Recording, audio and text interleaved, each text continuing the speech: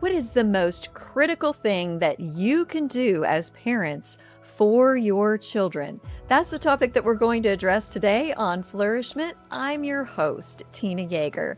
And today I have a brilliant woman with me with a wonderful new book. Her name is Tricia Thornton. And in addition to being an author, she's a licensed counselor, a registered play therapist, and a certified interpersonal neurobiology clinician. Welcome, Tricia. I am so excited to get into the brain science, the practical tips, and the wonderful things that can happen when you connect the right way with your kids. Well, thank you for having me today. Tricia, let's talk about some of the actionable principles that you're addressing when it comes to how parents can have the most impact in a beneficial way on their kids and how they can implement things that will help them connect in authentic, effective, powerful, supportive ways as they're parenting. So one of the concepts I talk about that I like, that feels doable to me, is this idea of sprinkling in our self-care. I think we all would love to have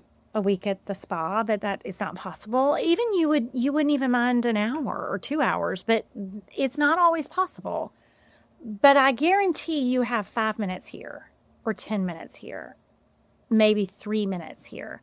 Even if you have a little one that is pounding on the door in the bathroom, as long as they're safe, you lock the door, you have your 3 minutes, you have your 1 minute, you ground, you say deep breaths, you say positive affirmation statements to yourself, you use your 5 senses, and then that right there neurologically wakes up the prefrontal cortex part of your brain and relaxes that limbic region. Even if they're pounding on the door screaming, we can still sprinkle it in. If they're screaming in the back seat, say to them out loud, Mommy is going to use her 5 senses right now, or I'm going to use my 5 senses. How about we use it together? Let's play this together. So another big way is to model. But if we don't know how to do that ourselves, then we've got to figure that out first so we can then model it to our children. So a lot of my books and work is teaching parents how to first attend to themselves and all the tools you can then use and do with your children and model it to them so then they can learn from you. I love to work with children. I have a playroom. As a registered play therapist, I have a full play therapy room that I have, and I love it, and I love to see children. But I would love not to see your child. I would love for you to learn, and then you teach it to your children. So in order to model good self-care, we need to tune out some noise, and that requires creating spaces of silence, which is incredibly rare. I think it's more rare than gold in today's culture. How do we do that? That's so hard. It is hard. So a couple of little practical tips. And this not is always possible, so I'm going to give a few, and you figure out if there's one that works for you. I would block off the last 15 minutes of my day before I pick them up. And if you only have 5, you have 5. You block off some time. That means you tell your boss, you tell your assistant, you tell your people, you're not scheduling an appointment. That is blocked off. That is not always possible. So if it's not, then let's figure out another way. Another way is, and this is a very practical and quick one, if you have littles in your back seat and you're parked and you pull in to go to the grocery store, as you are getting out of your seat and out of your car to go to the back to unbuckle them, that literally 5 seconds, 10 seconds, you do something in that 10 seconds. You take a deep breath. You notice really quick, okay, I see the door handle on the car. I see the sidewalk. I see the baby. Whatever it is, just quick things that you name, that you see, hear, and touch.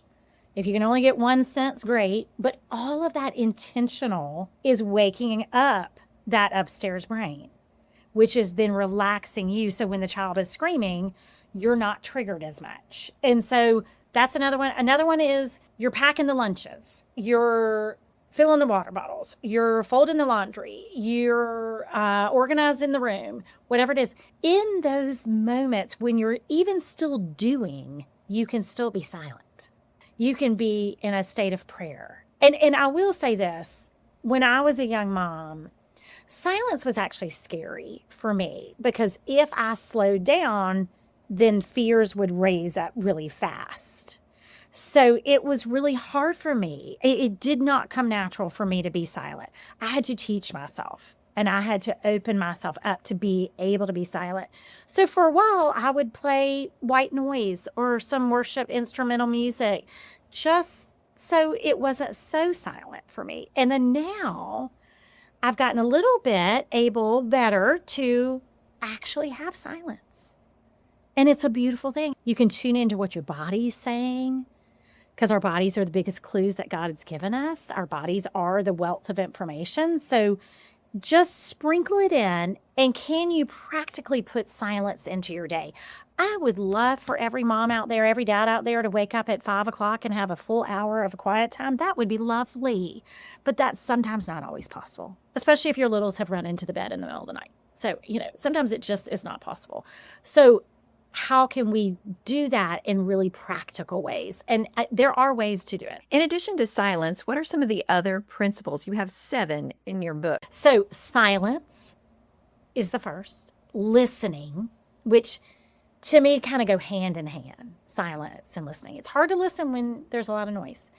Acknowledgement, renewal, forgiveness, balance, embrace. Which one of those is your favorite? All of them. It's hard for me to look at the 7 without looking at silence and listening first. I think those are the anchors for all the 7. I love embrace, because to embrace to me feels like a celebration. It's hard because you're embracing, you're accepting. As far as writing, the hardest one of the 7 to write was forgiveness. I really wrestled when I was writing that. Like, really, I felt like Jacob wrestling with the angel all night. I would write the word forgiveness, and then I would scratch it out and write the word let go. And then I would go take a bike ride, and God was like, just go write the word forgiveness. And then I would write the word forgiveness, and it still didn't feel good. And it just was really tricky for me because I wanted to be so cautious of how it was received. And I also was working on myself. What the chapter ended up being is the part, because there's 7 parts, 3 chapters per part. I love the way it came out. Each of the 7 has a vignette at the beginning. So Sally is my silence lady, and Sally is busy. She's super busy. And there's ages from 32 to 72. So it goes for all ages of parenting. This is not just for young parents. This is for people whose children are grown. And the 72-year-old is a grandmom, Rose, who is trying to balance emotional boundaries and understand how to be a help to her older children, her daughter and her grandchildren who have experienced trauma. So it's a very complex and kind of big chapter. There's 2 men in there. I think the embrace, Elizabeth, is closest to my age. Her story was kind of closest to mine in some ways. So when I wrote it, it was kind of, that's why I think of celebration, because it ended the book. And it also was like kind of full circle moment. The book, I think people have a lot of fun reading it. It's not too heavy, but it's extremely practical, and it weaves in all of the neuroscience, and it weaves in scripture and theology all throughout it. So is embrace the final step? Yeah, I think that's a good way to put it. You don't have to read them in order, really, but I kind of encourage people to start with silence and listening, and then they can go wherever they want. But embrace to me is a level of acceptance, kind of spreading your wings and embracing that new self. I talk in my first book about embracing your true self. That's a lot of that concept of this idea of I'm going to embrace this new life, almost like that born again new life that we have. And I'm going to embrace that. I'm going to embrace this season, even if that season is full of pain and full of loss and full of trauma. I'm going to embrace this. And I'm not going to bypass the pain, but I am going to embrace that this is where I am. I talk about this concept called active waiting versus passive waiting. Are we actively waiting? And to me, embracing, you're actively waiting. You may not be where you want to be, and you may not even see a way how to get to where you want to be. But what can you do inside to kind of be able to be self-aware and embrace even the hard. If you could offer the audience one final key tip. Don't let busyness rule over the opportunity that you have to get to know God and get to know yourself better. The person we spend the most time with is ourselves. Do you really trust yourself? So I would say do the inner work. It's not easy. It's not always fun to do the inner work.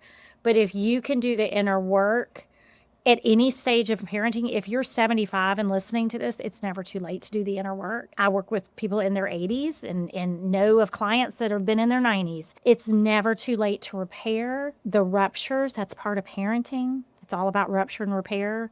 But taking the intentional time to slow and do the inner work will be the biggest gift you could give to your children. Tricia, what do you hope people get from your book and your ministry, and how can they connect with both of those? TriciaThornton.com is my website. That's how they can connect with me. There's links to then directly email me. My email is Tricia@TriciaThornton.com. What I hope that they walk away with, one, is that they see some hope, that they see a pathway to be able to have that authentic connection, that doesn't seem so overwhelming and so hard. I know we all want to strive for our best, and I know probably most people would say, I'm not striving for perfection, but are you really not? And that's where I would want somebody to really embrace that piece of hope and just the spirit of openness. Can I actually work on being more connected with God, more with myself, with my partner or community, and then with my children? So that idea of this cross of connection that I talk about in the book. I hope that all of you listening were informed and inspired